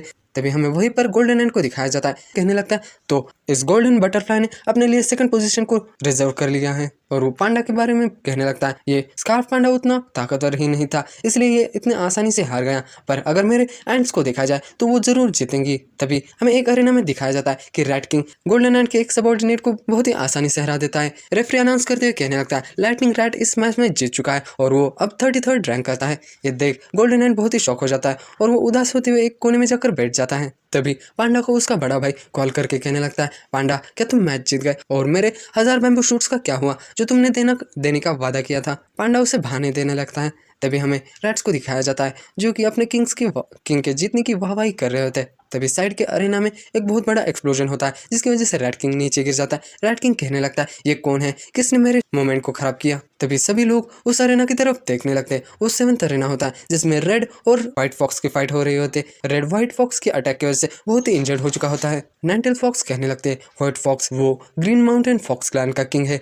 मास्टर ने पास्ट में उसे एक स्पिरिचुअल हर्ब दी थी जिसे कंज्यूम करने के बाद व्हाइट फॉक्स आसानी से 4th ऑर्डर पर ब्रेक थ्रू कर सकता था, पर उसने अपने ब्रेक थ्रू को रोककर वो 3rd ऑर्डर पर ही अटका हुआ है। मुझे पता नहीं कि इसका रीज़न क्या है। तभी हमें एक पेड़ पर ब्लैक फॉक्स को दिखाया जाता है जो कि अपने मन में कहने लगता है सिस्टर अगर तुम इस फाइट को ऐसे ही कंटिन्यू करते हो तो बाकियों को ऐसा लगेगा कि एक बड़ा अडल्ट एक बच्चे को बुली कर रहा है। ये ब्लैक फॉक्स ने ऐसा क्यों कहा है क्योंकि व्हाइट फॉक्स 3rd ऑर्डर के पीक पर है और रेड 3rd ऑर्डर के अर्ली स्टेजेस पर कुछ है। व्हाइट फॉक्स ब्लैक फॉक्स की बात सुनने के बाद कहने लगती है ह्यूमन सरेंडर करो, तुम इस फाइट में बिल्कुल भी जीत नहीं सकते। अगर तुम इस फाइट को कंटिन्यू करोगे तो तुम्हारी जान खतरे में आ सकती है। रेड कहने लगता है तुम्हारे लिए ये कहना बहुत ही आसान है पर मैं इस फाइट को बिल्कुल भी सरेंडर नहीं कर सकता। तभी एक सोल ड्रैगन उसके पास आते हैं, कहने लगता है रेड अब तुम्हें अपनी पावर को छिपाने की कोई जरूरत नहीं। वो कहने लगता है अब तुम्हें अपनी पूरी स्ट्रेंथ को शो करना चाहिए। रेड कहने लगता है मैं पहले तो इस एबिलिटी को यूज नहीं करना चाहता था, मैं इस राउंड को जीतना चाहता हूँ तो मुझे अपनी पूरी स्ट्रेंथ को यूज करना होगा। ये कहकर वो अपनी स्ट्रेंथ को बढ़ाने लगता है और वो कहने लगता है व्हाइट फॉक्स अब तुम क्या कहती हो, क्या मैं तुम्हें अब हरा सकता हूँ या नहीं। उसकी स्ट्रेंथ को बढ़ता हुआ देख व्हाइट फॉक्स भी हैरान हो जाते। तभी हमें ब्लैक ड्रैगन को दिखाया जाता है। ब्लैक ड्रैगन कहने लगता है ये फैमिलियर फीलिंग मुझे अब पता चला, इस ह्यूमन ने एक ड्रैगन एग को खा लिया था इसीलिए इसके पास ड्रैगन का ऑरा है, इसलिए मुझे इसके पास से एक फैमिलियर प्रेजेंस महसूस हो रही थी। तभी डिवाइन ट्री मतलब जियो वहाँ उस अरेना में आ जाता है।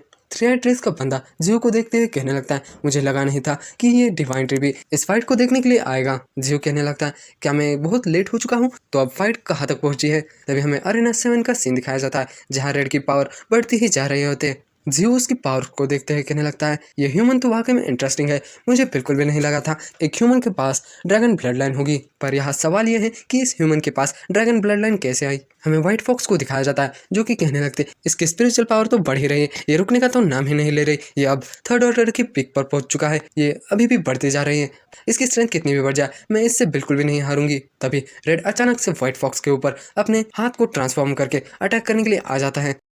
हमें रेड को दिखाया जाता है उसकी पावर बढ़ ही रहे होती है कि तभी अचानक से वो व्हाइट फॉक्स के ऊपर आकर अपने हाथ को एक क्लॉ में ट्रांसफॉर्म कर उसके ऊपर अटैक कर देता है। उसकी स्पीड को देखकर मिस्टी माउंटेन के ग्रेट बेस्ट भी हैरान हो जाते हैं और वो कहने लगते ये स्पीड ये इतनी फास्ट कैसे हो सकती है, क्या ये कोई इंसान है भी या नहीं। और रेड अटैक कर देता है जिसकी वजह से वहाँ पर एक बहुत बड़ा ब्लास्ट हो जाता है। तभी हमें राइटर बताने लगता है कुछ साल पहले ह्यूमंस ब्लैक ड्रैगन के 4 अंडे चुराने में सक्सेसफुल हो गए थे। उनमें से फर्स्ट अंडा जो था उसमें से ब्लैक थंडर ड्रैगन निकला था जो कि अब मिस्टी माउंटेन के 10 ग्रेट बेस्ट में से एक है। और जो सेकंड अंडा था वो डैमेज हो चुका था, उस डैमेज अंडे को एम्परर क्रोकोडाइल को दिया गया था। जो थर्ड अंडा था उसे फ्रीडम फेडरेशन के लोगों ने अपने एक बीस्ट को दिया था जिसका कि नाम गॉडजिला था। और जो लास्ट चौथा अंडा था उसे सन एम्पायर के लोग रात में ले जा रहे थे, पर वो जब ले जा रहे थे तब उनके ऊपर अटैक हो गया और उस अटैक के बीच वो अंडा उस शिप से गायब हो गया। तभी हमारा सीन वापस से रेड के ऊपर आ जाता है। रेड ने अपने पंजे के नीचे व्हाइट फॉक्स की गर्दन को दबा दिया होता है। वो अपने मुंह से बहुत ही पावरफुल एनर्जी बीम को शूट कर देता है, पर व्हाइट फॉक्स उस एनर्जी बीम से बाल बाल बच जाते हैं। व्हाइट फॉक्स अपनी एनर्जी बीम को भी शूट कर देते हैं, पर रेड उससे बहुत ही आसानी से बच जाता है। जिसे देख व्हाइट फॉक्स कहने लगते, इसने मेरे एनर्जी बीम को डॉज करने की भी कोशिश नहीं की, इसने मेरे एनर्जी बीम को सिर्फ डिफ्लेक्ट कर दिया। तभी रेड व्हाइट फॉक्स के पीछे आकर उसके ऊपर अटैक कर देता है। उन लोगों की फाइट देखकर ह्यूमंस कहने लगते हैं, अगर स्ट्रेंथ देखी जाए तो ये व्हाइट फॉक्स नंबर 1 रैंक करते हैं और ये लड़का सिर्फ 85th रैंक करता है, पर ये इतना पावरफुल कैसे है? ये और भी ज़्यादा पावरफुल हो रहा है, क्या ये ह्यूमन है भी या नहीं? जियो रेड को देखते हुए कहने लगता है, ये ह्यूमन कोई आम ह्यूमन नहीं है, इसके पास सिर्फ ड्रैगन ब्लड लाइन ही नहीं बल्कि इस ह्यूमन की सोल के अंदर ड्रैगन सोल भी मिक्स है। इसमें कोई शक नहीं कि ये ह्यूमन इसी की वजह से इतना स्ट्रांग है। तभी हमें ब्लैक ड्रैगन को दिखाया जाता है जो कि बच्चों जैसे रेड को चेयर करने लगता है, जिसे देख क्विंग यांग बहुत ही शर्माने लगता है। हमारा सीन वापस से अरेना पर आ जाता है। व्हाइट फॉक्स अपनी फॉक्स फायर को रिलीज करने लगती है, रेड अपने ड्रैगन ब्रेथ को रिलीज करके अटैक कर देता है। उन दोनों के अटैक्स क्लैश कर जाता है, जिसकी वजह से वहां पर बहुत ही बड़ा धमाका हो जाता है। उस अटैक की वजह से वो अरेना भी डिस्ट्रॉय हो जाता है। रेड अब पूरी तरह से ड्रैगन में ट्रांसफॉर्म हो चुका होता है। रेड को देख कई सारे ह्यूमंस और बीस्ट कहने लगते हैं, ये लड़का, इसके बारे में कोई तो चीज अजीब है। जियो कहने लगता है, ये तो ड्रैगन ट्रांसफॉर्मेशन है, पर ये लड़का अपने ड्रैगन ट्रांसफॉर्मेशन को अभी भी ठीक से कंट्रोल नहीं कर सकता। तभी वो ड्रैगन सोल रेड को कहने लगते, रेड अपनी बैटल को जल्द से जल्द खत्म करो, मेरी पावर खत्म होने आई है। रेड कहने लगता है, सिर्फ कुछ देर, मैं कुछ सेकंड में ही इस फाइट को खत्म कर दूंगा। मैं इस फाइट को जीतने के बहुत ही करीब आ चुका हूँ, मैं इस फाइट को जीत कर ही रहूंगा। व्हाइट फॉक्स उसकी बात सुनने के बाद कहने लगते, क्या तुम्हें ऐसा लगता है कि तुम मुझे आसानी से हरा सकते हो? व्हाइट फॉक्स उसके ऊपर एक क्लॉ मार देते हैं, जिसे रेड बहुत ही आसानी से डॉज करके व्हाइट फॉक्स के ऊपर एक पंच मार देता है। अपने फेस पर पंच पड़ता हुआ देख व्हाइट फॉक्स बहुत ही गुस्सा हो जाती है और वो अपनी पूंछ से रेड के मुंह पर एक जोरदार चाटा मार देती है, जिसकी वजह से रेड बहुत ही दूर जाकर गिर जाता है। रेड अपने पंख फैला के बहुत ही जोर जोरों से रोर करने लगता है और कहने लगता है, चाहे कुछ भी हो, आज मैं इस फाइट को जीत कर ही रहूंगा। व्हाइट फॉक्स कहने लगते, ये लड़का ये कंट्रोल से बाहर हो रहा है, इस लड़की की पावर इसे पूरी तरह से कंज्यूम कर रही है, ये लड़का ठीक से सोच भी नहीं पा रहा। रेड को अपनी तरफ अटैक करने के लिए आगे बढ़ता हुआ देख व्हाइट फॉक्स गुस्से में कहने लगते हैं, अगर तुम यही चाहते हो तो ठीक है, आज हम दोनों में से कोई एक ही इस अरेना से नीचे जाएगा। तभी अचानक से आसमान में से डिवाइन ट्री के रूट्स आकर रेड को पकड़ लेते हैं। जियो कहने लगता है, ये ह्यूमन टैलेंटेड है, इसे मैं ऐसे ही नहीं मरने दे सकता, तो चलो मैं तुम्हारी मदद करता हूँ। जियो ये कहकर रेड को एक डायमेंशनल पोर्टल से ले जाने लगता है। ये देख ब्लैक ड्रैगन कहने लगता है, मास्टर इस फाइट में क्यों इंटरफियर कर रहे हैं? तभी बुल्लीमैन कहने लगता है, अगर मास्टर इस फाइट को नहीं रोकते तो वो लड़का कब का मर चुका होता। उस लड़की की एनर्जी आउट ऑफ कंट्रोल हो रही थी, वो लड़का अपनी एनर्जी को कंट्रोल ही नहीं कर पा रहा होता, उसकी बॉडी पूरी तरह से ब्लास्ट होकर वो वहीं पर मर जाता। तो इस मैच का विनर व्हाइट फॉक्स है। जियो ने रेड को पूरी तरह से पकड़ लिया होता, फिर भी रेड जोर जोरों से रोर करने लगता है। उसे देखते हुए जियो कहने लगता है, इसकी spiritual energy out of control हो रही है, ये अपनी स्पिरिचुअल एनर्जी को कंट्रोल ही नहीं कर पा रहा, अगर मैं इसे 1 मिनट बाद भी रोकता तो ये पूरी तरह से मर जाता, तो चलो मैं तुम्हारी मदद करता हूँ। ये कहकर जियो उसकी स्पिरिचुअल एनर्जी को कंट्रोल में लाने लगता है और वो किसी चीज को उसे देने लगता है और कहने लगता है, तो चलो मैंने तुम्हारी इतनी मदद की ही है तो तुम्हें ये भी दे दिया जाए, और वो उसे कोई सिल्वर कलर की चीज दे देता है और वापस से रेड को उस अरेना में लाकर छोड़ देता है। हमें रेड को दिखाया जाता है जो कि अब पूरी तरह से ट्रांसफॉर्म हो चुका होता है, वो अब अपनी एनर्जी को ठीक से कंट्रोल कर पा रहा होता है। दिखाया जाता है वो अपनी अजोर ड्रैगन रूट को देखते हुए कहने लगता है, मेरे ड्रैगन स्किल्स बहुत ही पावरफुल है, उनका डिफेंस बहुत ही अच्छा है और मुझे ऐसा लग रहा है कि मैं उनके डिफेंस को और भी ज्यादा बढ़ा सकता हूँ। ये कहने के बाद जियो वर्ल्ड में वापस जाने लगता है। वो एक जगह पर आकर कहने लगता है, मैं यहाँ कुछ दिनों के लिए कल्टिवेशन करूंगा, और वो अपनी कल्टिवेशन शुरू कर देता है। तभी हमें एक कंट्री का सीन दिखाया जाता है, वहाँ हमें उनके मिलिट्री बेस का सीन दिखाया जाता है, जहाँ वो एक मिसाइल को लॉन्च करने के लिए रेडी होने लगते हैं। उनका काउंटडाउन शुरू हो जाता है 3, 2, 1 और वो उस मिसाइल को फायर कर देते हैं। वो मिसाइल डेजर्ट में जाकर एक जगह फट जाता है। उस मिसाइल की डिस्ट्रक्टिव पावर बहुत ही खतरनाक होती है। उस मिसाइल की वजह से उस डेजर्ट में एक बहुत बड़ा होल हो जाता है। ये देख वो लोग बहुत ही खुश होने लगते हैं, हमारे एफर्ट सक्सेसफुल हो गए, हम फाइनली एक मिसाइल को बनाने में कामयाब हो गए। वो खुश हो ही रहे थे, तभी उनके ऊपर का वर्ल्ड ब्रेक होने लगता है। ये देख वो लोग कहने लगते हैं, ये वर्ल्ड क्यों ब्रेक हो रहा है, क्या वो म्यूटेंट ट्री हमारे यहाँ आ रहा है? तभी एक आदमी कहने लगता है, नहीं ये वर्ल्ड का कलर अलग है, वो जब भी म्यूटेंट ट्री आता है तब वर्ल्ड का कलर ग्रीन या ब्लैक होता है, पर ये रेड है, मतलब कोई दूसरा क्रिएचर आ रहा है। और हमें उस वर्ल्ड में से एंड सोल्जर्स को निकलते हुए दिखाया जाता है। उन्हें देखते हैं वो लोग कहने लगते हैं, ये म्यूटेंट नहीं, ये तो कोई अलग ही क्रिएचर्स है। वो लोग लेवल 1 अलर्ट को जारी कर देते हैं और अपने बैटल फोर्स को इकट्ठा करने लगते हैं। वो उन एलियन सोल्जर्स के खिलाफ फाइट करने के लिए रेडी हो, उससे पहले एलियन सोल्जर्स उनके बेस को ही डिस्ट्रॉय करने लगते हैं। कई सारे हेलीकॉप्टर्स, टैंक्स वगैरह उनके ऊपर अटैक करने लगते हैं, पर एलियन सोल्जर्स के ऊपर उन अटैक्स का कोई भी असर नहीं हो रहा होता। वो हेलीकॉप्टर्स वगैरह को खिलौनों की तरह डिस्ट्रॉय कर रहे थे। वो एलियन सोल्जर्स उस रीजन को पूरी तरह से डिस्ट्रॉय करने के बाद वहां से आगे बढ़ने लगते हैं। तभी वहीं पर हमें एक इंसान को दिखाया जाता है जो कि बहुत ही इंजर्ड होता है। उससे कहने लगता है, तुम कमीने बीस्ट, अगर तुम हमें मारना चाहते हो तो तुम्हें अपने आप को मारने के लिए रेडी करना चाहिए। ये कहकर वो एक मिसाइल को उनकी तरफ लॉन्च कर देता है। एक एलियन सोल्जर्स उस मिसाइल को रोकने की कोशिश करता है, पर वो मिसाइल उसके हाथ में ही ब्लास्ट हो जाता है। उस ब्लास्ट के अंदर से एलियन सोल्जर्स को सही सलामत निकलते हुए दिखाया जाता है। उन्हें उस मिसाइल के डिस्ट्रक्टिव पावर से कोई भी फर्क नहीं पड़ा होता। उन एलियन सोल्जर्स को उस मिसाइल की वजह से छोटी सी भी इंजरी नहीं आई होती। तभी हमारा सीन मिस्टर माउंटेन के ऊपर आ जाता है। हमें वहाँ पर हनी बैजर को दिखाया जाता है जो कि पर्यावरण को गंदा कर रहा होता है। उसकी साइड में वर्ल्ड को तोड़ते हुए वो एलियन सोल्जर्स आने लगता है। उन्हें देखते हुए हनी बैजर बहुत ही गुस्सा हो जाता है। हनी बैजर कहने लगता है ये कौन बदतमीज है जो कि मेरे हल्के होने के समय के ऊपर यहाँ आ रहा है।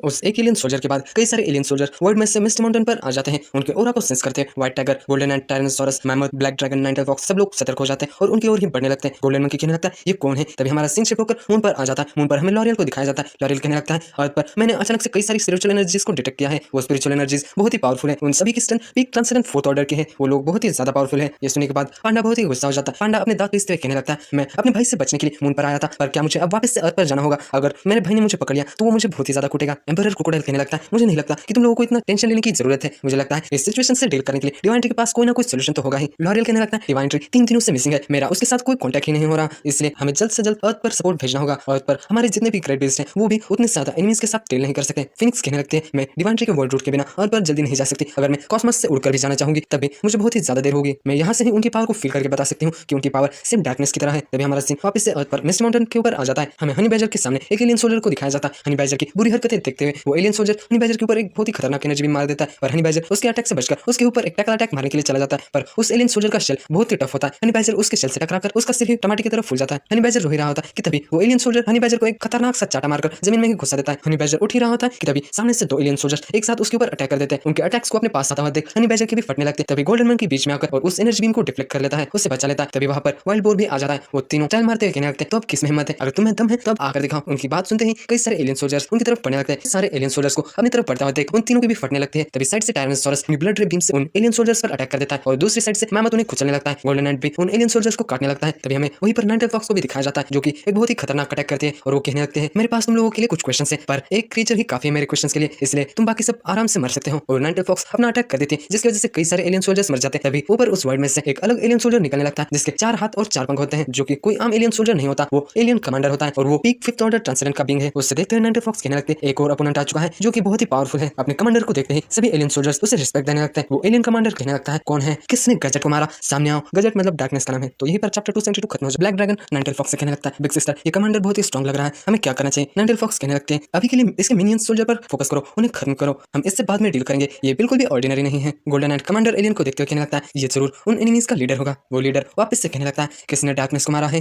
तुम लोगों को देखने के बाद मैं ये बात तो कह सकता हूँ कि तुम लोग स्ट्रांग हो, पर तुम डार्कनेस को हराने के लायक नहीं हो। क्या तुम मुझे बताओगे या नहीं? अगर तुम लोग मुझे नहीं भी बताना चाहते हो तो कोई प्रॉब्लम नहीं है, मैं तुम लोगों को खत्म करके उस गॉड प्लेट को ढूंढ कर ही निकालूंगा। तभी हमारा सीन शिफ्ट होकर ह्यूमन सिटी में आ जाता है। हमें स्पिरिट एनर्जी डिटेक्शन ऑफिस का सीन दिखाया जाता है। वो लोग टीवी पर उन एलियन सोल्जर्स का डिस्ट्रक्शन देख रहे होते हैं। एक आदमी कहने लगता है ये वीडियो 3 घंटे पहले की बी मिलिट्री बेस की है, कुछ अननोन एनिमीज ने उस मिलिट्री बेस को पूरी तरह से डिस्ट्रॉय कर दिया है। वहीं पर हमें एक लड़की को दिखाया जाता है। वो लड़की उन एलियन सोल्जर्स को देखते हैं कहने लगती है इनकी अपीयरेंस सेम डार्कनेस की तरह है, इनका डार्कनेस के साथ कोई ना कोई कनेक्शन होगा। तभी वहां पर काम करने वाले वर्कर्स कहने लगते हैं अचानक से हमें इनके जैसी सेम एनर्जीज डिटेक्ट हो रही हैं, बहुत सारी जगहों पर डिटेक्ट की जा रही हैं। वो लड़की कहने लगती है क्या क्या वो लोग हमारी हुक्शिया कंट्री में भी आ चुके हैं। वो वर्कर कहने लगते हैं हमारी कंट्री में ही नहीं, उनका नंबर और भी ज्यादा बढ़ रहा है। तभी हमारा सीन शिफ्ट होकर वापस से मिस्टर माउंटेन के ऊपर आ जाता है। मिस्टर माउंटेन के ऊपर लिनफेंग की सिस्टर और ग्रेबाल वाली लड़की यंग बीस्ट को इवैक्यूएट कर रहे होते हैं। तभी लिनफेंग वहां आकर कहने लगता है तुम लोग कैसे हो। ग्रेबाल वाली लड़की लिनफेंग से कहने लगती है लिनफेंग ये क्या हो रहा है, आखिर ये जायंट क्रीचर्स क्या है। लिनफेंग कहने लगता है मुझे भी उनके बारे में पता नहीं है, नाइनटेल फॉक्स और कई सारे बीस्ट उनसे डील कर रहे हैं, हमें जल्द से जल्द यंग बीस्ट को एक सुरक्षित जगह पर पहुंचाना होगा। वो लोग जा ही रहे होते कि तभी उनके सामने एक एलियन सोल्जर अपीयर हो जाता है। वो एलियन सोल्जर उनके ऊपर अटैक कर देता है पर लिनफेंग उसके अटैक को ब्लॉक कर देता है। ग्रेबाल वाली लड़की अपनी आइज ऑफ ट्रेजर को इस्तेमाल करते हुए उस एलियन की वीकनेस ढूंढने लगती है। वो लड़की लिनफेंग की सिस्टर को कहने लगती है इस एलियन सोल्जर की सिर के पीछे इसकी वीकनेस है, अगर हमें इसे हराना है तो तुम्हें इसके सिर के पीछे एक बहुत ही पावरफुल अटैक करना होगा। ये सुनने के बाद लिनफेंग की सिस्टर वहां से दौड़ते हुए उस एलियन सोल्जर तरफ बढ़ने लगते हैं। बाद में वो उस एलियन सोल्जर के शरीर पर चढ़ के उसके सिर के पीछे पहुंचने के बाद उसके सिर के ऊपर अटैक कर देते हैं, पर उसके अटैक का कोई भी असर नहीं होता। उसके अटैक की वजह से एक भी क्रैक नहीं हुआ होता। तभी लिनफेंग वहां आ जाता है और वो उस एलियन सोल्जर के सिर के पीछे अटैक करते हुए कहने लगता है सिस्टर तुम यहाँ से जल्द दूर भाग जाओ, मैं इसे संभालूंगा। ये कहकर लिनफेंग अपनी अटैक की पावर को बढ़ाने लगता है और वो उस एलियन सोल्जर के शेल को डिस्ट्रॉय कर देता है। पर ग्रेबाल वाली लड़की कहने लगती है नहीं ये इतना काफी नहीं है, ये बहुत ही हल्का घाव है, हमें इसे पूरी तरह से डिस्ट्रॉय करना होगा। लिनफेंग उसके ऊपर वापस से अटैक करता है और उसका कोई भी फायदा नहीं होता। लिनफेंग की सिस्टर कहने लगती है हम इतने बड़े जायंट प्लेट को कहां से लाए इस पर अटैक करने के लिए। वो एलियन सोल्जर जोर जोर से रोर करने लगता है। तभी उसके मुंह में किसी का ब्लेड चला जाता है और वो ब्लेड मैंटिस क्वीन का होता है, जिससे देख सब लोग हैरान हो जाते हैं। ग्रेबाल वाली लड़की कहने लगती है ये वाकई में बहुत ही अच्छा है कि मैंटिस क्वीन यहाँ पर समय पर पहुंच गई, पर ये यहाँ कैसे आई, ये तो यहाँ से बहुत ही दूर रहती है। मैंटिस क्वीन उस एलियन सोल्जर को पूरी तरह से काट देती है। तभी उनके पीछे से एप किंग और स्पाइडर क्वीन भी आने लगते हैं।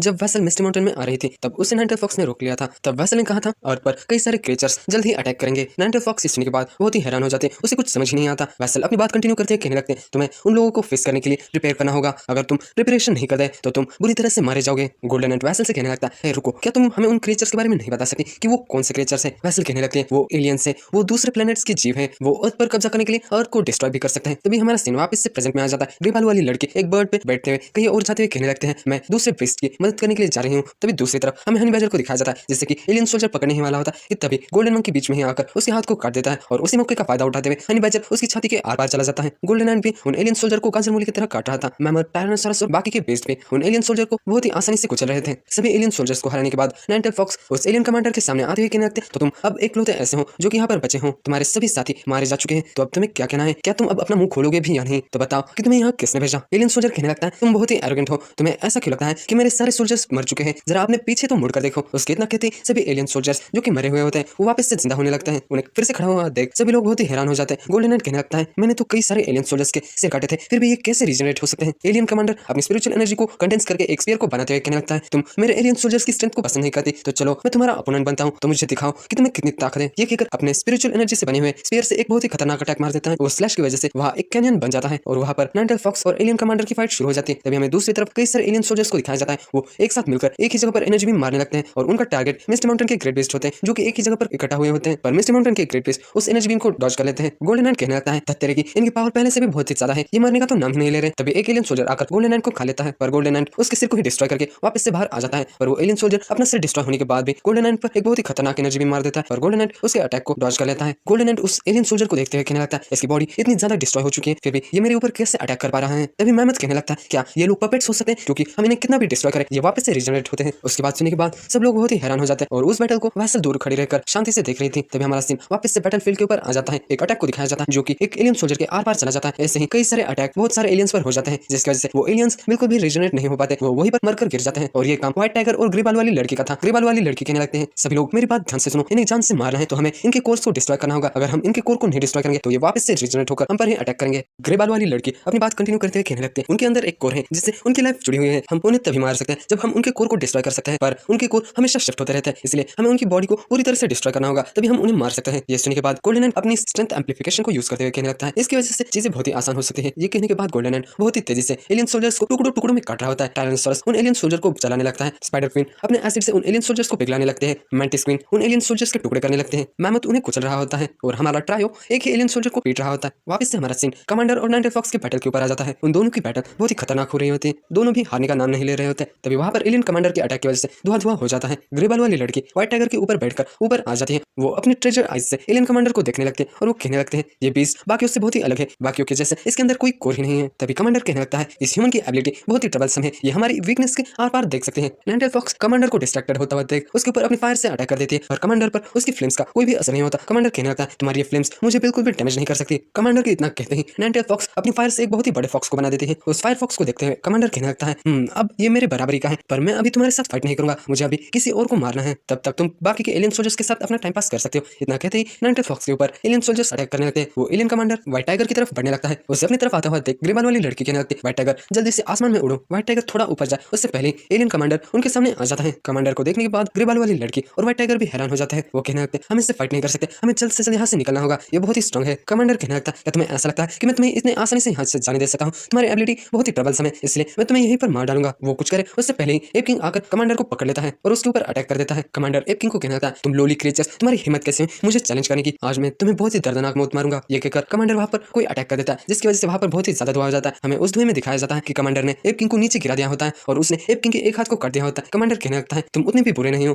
तुम लोली क्रिएचर होने के बाद भी मुझे स्क्रैच कर पाए। तभी गोल्डन मंकी बहुत ही गुस्से में कमांडर के ऊपर अटैक करते हुए कहने लगता है तुम्हारी हिम्मत कैसे हमारे किंग को हार्म करने की। कमांडर गोल्डन मंकी के अटैक को अपने हाथ से रोक लेता है पर उसका हाथ का आउटर शेल ब्रेक होने लगता है। उसे देखते हुए कमांडर कहने लगता है ये रॉड इसके हाथ में जो स्टिक है वो बिल्कुल भी ऑर्डिनरी नहीं है, ये बहुत ही पावरफुल है। कमांडर अपने दोनों हाथों में एनर्जी बॉल्स को बनाते हुए कहने लगता है तो चलो मैं सबसे पहले तुम्हें ही देखता हूँ। गोल्डन मंकी उसकी बात सुनने के बाद भी बिल्कुल भी नहीं डरता और वहीं पर खड़ा रहता है। तभी एप किंग जमीन पर से उठकर कमांडर को पीछे से आकर पकड़ लेता है। कमांडर एप किंग को देखते हुए कहने लगता है ये बहुत ही अनोइंग है, मुझे पहले इसे ही मारना होगा। ये कहकर कमांडर अपने हाथ को सिर्फ थोड़ा मोड़कर अपने एनर्जी बॉल को एप किंग के पेट में मार देता है जिसकी वजह से एप किंग के पेट में ही छेद हो जाता है। एप किंग बहुत ही ज्यादा इंजर्ड हो जाता है। गोल्डन मंकी ये देख बहुत ही शॉक हो जाता है। कमांडर एप किंग से कहने लगता है तुम बार बार मेरी फाइट में टांग अड़ाने के लिए क्यों आते हो, तो अब मैंने अपना मन बदल लिया है, सबसे पहले मैं तुम्हें ही मारूंगा। ये कहकर कमांडर उन दोनों के आसपास एक बैरियर को बना देता है और कहने लगता है अब कोई कोई हमारी फाइट में इंटरफियर करना भी चाहे तो वो नहीं कर सकता। अब मैं तुम्हें बहुत ही टॉर्चर करके मारूंगा। गोल्डन हैंड उस बैरियर की तरफ बढ़ते हुए कहने लगता है, क्या तुम्हें ऐसा लगता है कि हम तुम्हें ऐसा करते हुए देखेंगे? वो उस बैरियर के ऊपर अटैक कर देता है पर उस बैरियर को कुछ भी नहीं होता। एलियन कमांडर कहने लगता है, तुम चाहे इस पर कितने भी अटैक करो, तुम्हारे अटैक्स का इस बैरियर पर कोई भी इफेक्ट नहीं होगा। एक फिफ्थ ऑर्डर का बीस्ट भी इस बैरियर को ब्रेक नहीं कर पाएगा। ये कहकर कमांडर और ज्यादा एलियन सोल्जर्स को समन करने लगता है। उन एलियन सोल्जर्स को उस वर्ल्ड में से आता हुआ देख ब्लैक ड्रैगन कहने लगता है, ये एलियंस रुकने का नाम नहीं ले रहे, ये आते ही जा रहे हैं, क्या ये खत्म होंगे भी? या जाता है। जियो ने कैप्टन को पकड़ लिया होता है। कैप्टन जियो की एनर्जी को सेंस करते हुए कहने लगता है, इसकी स्पिरिचुअल एनर्जी, मैं इसकी स्पिरिचुअल एनर्जी की डेप्थ्स को जान भी नहीं सकता। मैं गारंटी से कह सकता हूँ कि ये वही होगा जिसने डार्कनेस को मारा होगा। तभी जियो उस कैप्टन को बहुत ही जोर से जमीन पर पटक देता है। नीचे गिरने के बाद कैप्टन उठते हुए कहने लगता है, तुम मुझे ना भी बताओ फिर भी मुझे पता है कि तुम ही वो हो। कैप्टन आगे कुछ कह पाए उससे पहले ही जियो उसके ऊपर अपनी रूट से एक और बार अटैक कर देता है, जिसकी वजह से कैप्टन का सिर ही टूट जाता है। जियो की पावर को देखने के बाद कैप्टन अपने मन में कहने लगता है, ये बहुत ही पावरफुल है, मैं इसका बिल्कुल भी सामना नहीं कर सकता, मुझे जल्द से जल्द यहाँ से भागना होगा। और वो जिस वर्ड से आया होता है उस वर्ड को देखने लगता है। वो कहने लगता है, अभी मेरे पास मौका है, मैं यहाँ से भाग सकता हूँ। पर तभी अचानक से वो वर्ड क्लोज होने लगता है। ये देख वो बहुत ही हैरान हो जाता है। वो कहने लगता है, मैं जहाँ से आया था वो पैसेज कैसे डिसअपियर हो सकता है? तभी जियो से कहने लगता है, क्या तुमने अभी भी नहीं कहा था कि तुम अगर यहाँ से भागना चाहो तो यहाँ पर कोई भी ऐसा नहीं है कि जो तुम्हें रोक सके, तो चलो मुझे दिखाओ कि तुम यहाँ से कैसे भाग सकते हो। जियो की बात सुनने के बाद कैप्टन अपने मन में कहने लगता है, ये बहुत ही पावरफुल है, मैं इससे बिल्कुल भी फाइट नहीं कर सकता, ये मुझे चींटी की तरह कुचल सकता है। और वो जियो से कहने लगता है, क्या तुम क्यूरियस नहीं हो कि मैं यहाँ किस रीजन की वजह से आया था? जियो गुस्से में कहने लगता है, मैं तुम्हारे ऑब्जेक्टिव को जानने में बिल्कुल भी इंटरेस्टेड नहीं हूँ, मैं उस ऑब्जेक्टिव को अपने आप से ढूंढ कर निकालूंगा। ये सुनने के बाद कैप्टन अपनी सारी एनर्जी को रिलीज करते हुए कहने लगता है, तुम्हारी स्पिरिचुअल एनर्जी बहुत ही ज्यादा है, तुम वाकई में बहुत ही पावरफुल हो, इसमें कोई शक नहीं कि तुमने डार्कनेस को मारा होगा, पर तुम बहुत ही एरोगेंट हो, जिसकी वजह से मुझे बहुत ही गुस्सा आ रहा है। चाहे तुम कितने भी स्ट्रॉन्ग हो, तुम हमारे लॉर्ड को बिल्कुल भी नहीं हरा सकते। अगर तुमने मुझे हाथ भी लगाया तो हमारे लॉर्ड उसकी बात पूरी हो उससे पहले ही अजूर ड्रैगन उसके ऊपर अटैक कर देता है। उस अटैक की पावर को देख एलियन कमांडर भी बहुत ही हैरान हो जाता है और वो अपने मन में कहने लगता है, अब मेरा समय खत्म हो चुका है, अब मैं इस अटैक के साथ ही मर जाऊंगा। वो उस अटैक को रेजिस्ट करने की कोशिश करता है पर अजूर ड्रैगन के अटैक के सामने वो बिल्कुल भी नहीं टिक पाता, वो पूरी तरह से डिस्ट्रॉय हो जाता है। जियो का अटैक जहाँ लैंड करता है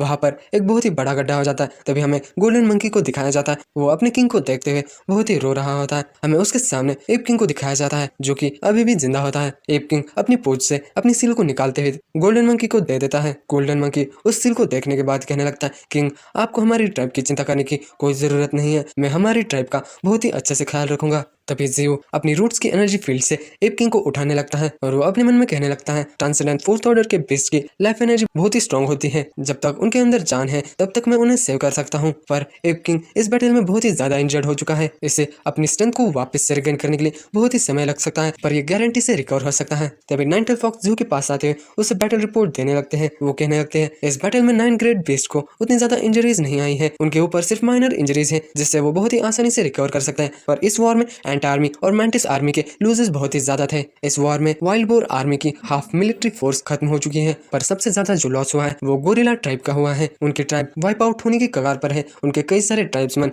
इस वॉर में मारे जा चुके हैं और उनका किंग भी बहुत ही इंजर्ड है। जियो नाइनटेल से कहने लगता है, जितने भी बेस्ट मर चुके हैं उनकी डेड बॉडीज को इकट्ठा करो, जब तक उनकी डेड बॉडीज है तब तक मैं उन्हें रिवाइव कर सकता हूँ, पर जिनकी डेड बॉडीज नहीं, उनके ट्रेसेस भी नहीं बचे हुए, उनके लिए मैं कुछ भी नहीं कर सकता। तभी हमें दूर एक चट्टान पर वेसल को दिखाया जाता है, वो जियो को ही देख रहे होते। वो अपने मन में कहने लगते हैं, इस मिस्ट्री माउंटेन में कोई भी ऐसा बेस्ट नहीं है जो कि इतना स्ट्रॉन्ग है। पर तभी अचानक से जियो की रूट्स वेसल के पास आ जाती है, वो रूट्स वेसल को पकड़ने की कोशिश करते हैं। वेसल कहने लगते हैं, तो उसने मुझे सेंस कर ही लिया। जियो अपनी रूट के थ्रू बोलने लगता है, वेसल मुझे पता है कि तुम जानती हो वो क्रिएचर्स कौन है और तुम ये भी जानती हो कि उनका लीडर कौन है और वो कहाँ होगा। वेसल कहने लगते हैं, क्या तुम उसे ढूंढना चाहते हो? वो एक ऐसी जगह पर है जो कि यहाँ से बहुत ही ज्यादा दूर है। जियो कहने लगता है, इसका मतलब तुम्हें पता है कि वो कहाँ पर है? जियो वेसल को पकड़ते हुए कहने लगता है, तो चलो मुझे वहां पर लेकर चलो। वेसल चिल्लाते हुए कहने लगते, क्या तुम सीरियस हो? वो जगह यहाँ से बहुत ही ज्यादा दूर है। जियो गुस्से में कहने लगता है, चाहे वो जगह कितनी भी दूर क्यों ना हो, मैं अपनी रिवेंज को लेकर ही रहूंगा। जियो नाइनटेल फॉक्स को कहने लगता है, नाइनटेल्स मैं एक जरूरी काम से बहुत ही दूर जा रहा हूँ, इसलिए मिस्ट्री माउंटेन का तुम्हें ही ख्याल रखना होगा, मैं जल्द ही वापस आऊंगा। और वो वहां से निकल जाता है।